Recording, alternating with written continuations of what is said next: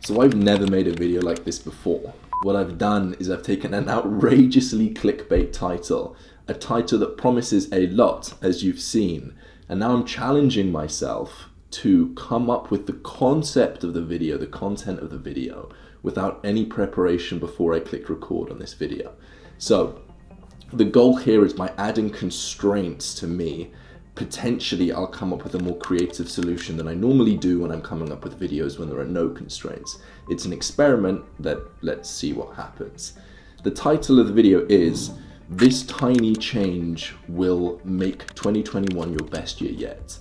It's interesting because I've added two constraints. I've added a tiny change, so the change has to be tiny, it has to be something that people can implement quickly, and the result has to be ginormous. A little thing that can genuinely, for at least some people watching this, make 2021 their best year yet. It's basically a silver bullet. Small thing, big result. Small input, small time taken, small money invested, whatever, large output, large result. Your life is actually impacted by it. The first thing that comes to my mind, the thing that my mind jumps to for a tiny thing that can have a massive result is learning. Learning something that I genuinely think that everyone should do. I think if you close your eyes and you can imagine a world that's better than the world you currently see, financially, relationship-wise, health-wise, whatever, if you can imagine a world better than the world you're currently in now, that shows that you haven't got the wisdom, you haven't understood reality, you haven't understood truth as well as you need to get to where you want to get to. Because when you understand truth, when you have wisdom, it's easy to create the world that you want to.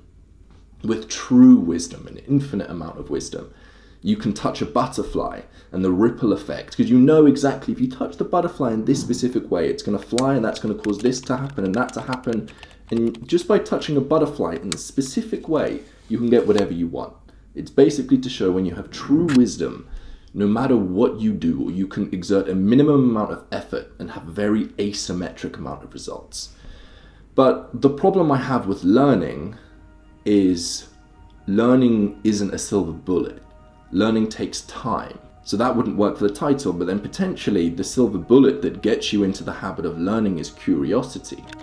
So, because when you're curious, you want to learn. It's effortless for you to learn. Because you want to. Do you get me? You're not forcing yourself to do something you don't want to do. If you force yourself to do things you don't want to do, it may work for a short period of time, but it's not going to work in the long run. This is what we cover in the procrastination program.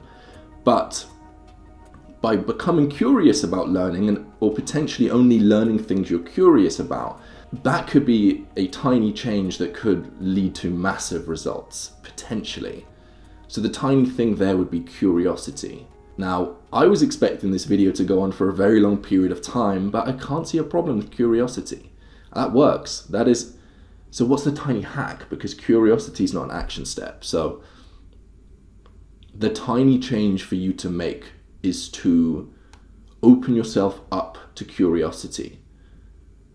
I'm not sure if that's right, but bear with me. One of the things that I do is I've got a curiosity playground. It's basically just a reading list, but I call it a curiosity playground to remind me that when I'm learning to have fun.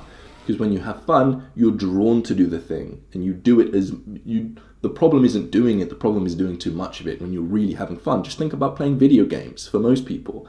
Think about watching movies for people who really enjoy movies. It's not difficult to do it because you enjoy it.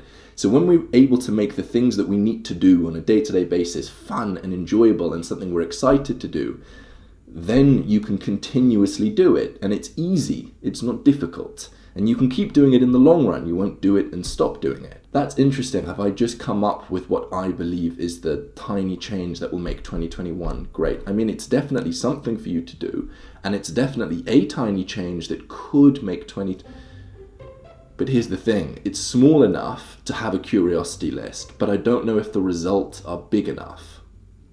But they probably are big enough if it gets people in the habit of learning, because learning is everything. So here's the thing, it's an answer, I'm not sure if it's the best answer. Let me see if I can come up with something better. Well, one tiny change is to recognize that tiny changes aren't the things that you need to be doing in order to get massive results.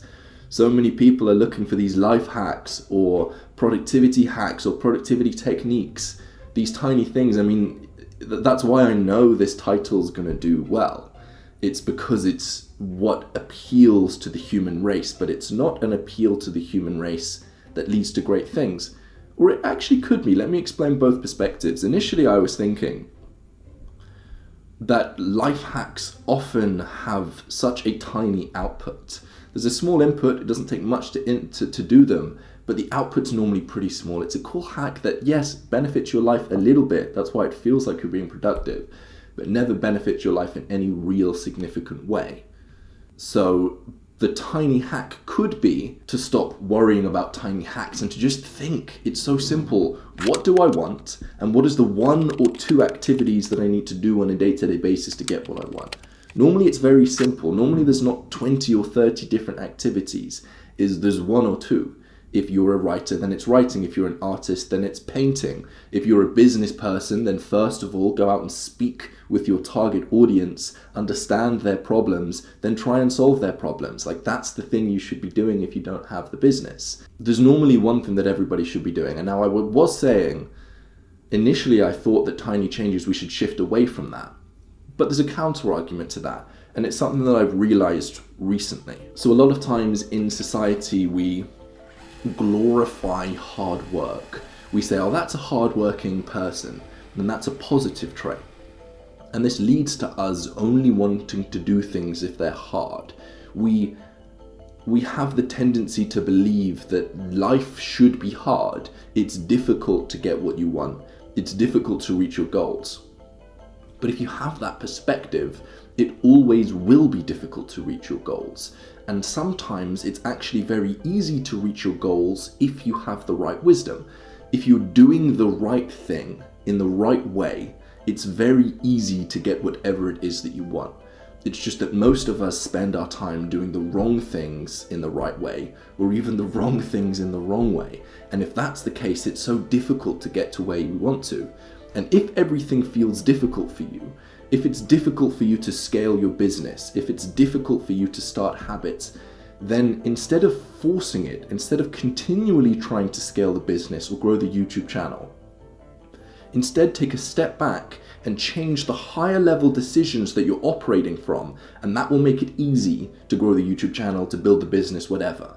There is a reality where a video you put out does incredibly well with the YouTube algorithm, or the product that you create on the planet sells itself. There is a reality where that happens. So instead of keep doing what you're doing, if it feels difficult, then it shows that there's higher level decisions you need to make in order to get it to the point where it's easy for you to grow, easy for you to grow the business. This was something that was a massive personal breakthrough for me recently.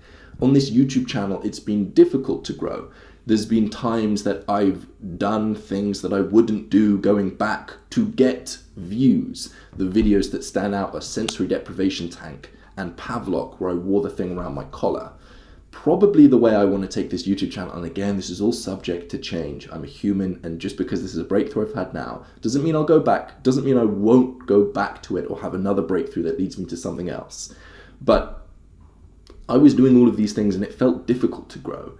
Instead, if I take a higher level decision back, I think the way that it's easy for me to grow is to double down on valuable ideas, which was the original concept of this channel. If I can just give you more actual value, I hate the word value because everyone uses it and people use it in the wrong way. If I can help you go from A to B, if I can help you go from where you are now to where you want to get to, and the things I say actually work, if that's what I put my importance on, not making the video look good, not making the video have beautiful B-roll, although the B-roll is needed to engage people, not focused on getting views and doing things that I know will get views. If I can double down on thought leadership and incredible ideas that actually work, which I don't know if anyone else is doing on YouTube. I don't know if anybody else is focused primarily on that, although there are some good YouTube channels. I don't know if that's anyone's primary focus, but if I can do that, then in the long run, it's going to be easy for me to grow this channel. Because just like in business, if you have the best product, it wins. The camera I'm filming on now is the best camera that I can buy. The phone that I'm using is the best phone that I can use. The laptop is the best laptop. When you buy socks, you buy the best socks that you can. If you can just create a product that solves the problem better than anyone else, you will win. And if I do that on this YouTube channel, by solving your problems better than anyone else can, I will win. That's the long-term strategy. So I'm using that ramble, and again, this is an interesting video. It's a complete free-form talk. I guess it's similar to a podcast, but I'm challenging myself. I'm trying to think on the video. If I bring back to the point that I was saying, there's two arguments: tiny things you should be doing or tiny things you shouldn't be doing. Because tiny things could be life hacks, but then again, tiny things could be a reflection that you're doing easy things, which is a good thing, as I've explained, that doing hard things isn't always doing good things. So I prefer the curiosity hack to that one. I think most people, and I'm on the curiosity topic now, most people use their time in a very weird way. They use their time with short-term intent in mind to reach a very specific income goal, or to do something very short-term. It's normally 1 month out or it's 2 months out. But in the long run, the best thing for you to do is follow your curiosity. This is for a couple reasons. First of all, when you follow your curiosity in everything you do, as much as possible in your business, in your reading, in your reading list, in your research, whatever, if you can follow your curiosity, first of all, you want to do the thing like I was saying before, but also because of supply and demand. So supply and demand is a universal concept taken from economics that you can apply to literally every single area of your life. And one of the places you can apply it to is creating a business or gaining knowledge. You want the demand for that knowledge to be high. So when you go and you get a degree, for those of you that are getting a degree, make sure that the degree you're getting is a degree that jobs or firms actually care about. Make sure that that's the case, because a lot of degrees they don't care about, and it's just not valuable. It's not in demand, which is the demand side of the supply and demand graph. So make sure that your ideas are valuable. Make sure that they have real world application. Make sure that people are actually going to benefit from the thing that you're learning, whether that's in a degree or informal education. And also make sure the supply is low. So again, applying this to college, don't get a degree if literally, or don't get a specific degree if literally everybody else has that, because you're now not separated from them. So it's going to be a difficult battle to pick between you or them. Instead, find knowledge that is low in supply and high in demand. That's when you can get crazy, crazy, crazy value, and your time is very leveraged, where a little bit amount of your time has a massive, massive, massive result.